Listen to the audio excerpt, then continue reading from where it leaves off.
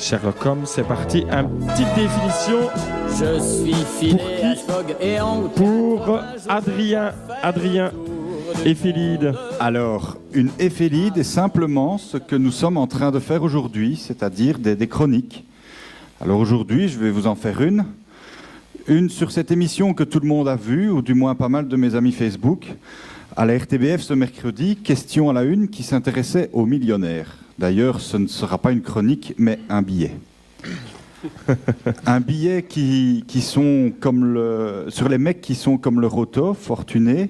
Un billet sur ces agriculteurs qui ont le beurre et l'argent du beurre, ces cantonniers qui le ramassent, ces bijoutiers qui le polissent, ces vitriers qui le jettent par les fenêtres. Je n'ai en fait pas regardé l'émission, j'ai donc réfléchi à tout ce que pouvait faire un riche, et donc toutes les images qu'auraient pu tourner les journalistes de la RTBF.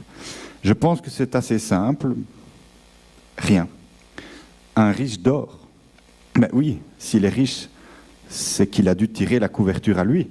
S'il a tiré la couverture à lui, c'est qu'il est dans son lit, c'est qu'il dort. Attention, le riche ne tire pas trop sur la couverture, car si le riche tire trop la couverture à lui, il aura ses bourses à l'air, et ce serait trop bête qu'un riche se retrouve à découvert. Alors le riche lit parfois un bouquin.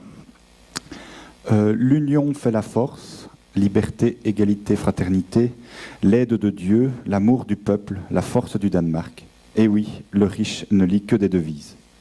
Mais sinon, il dort. Le riche s'est fait un bon matelas, donc il dort.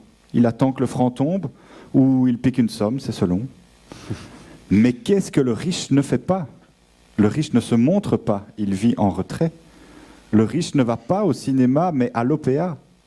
Il lui arrive alors de boire un pot. Ou sinon, le riche dort, il dort sur ses 2 oseilles. Merci Adrien.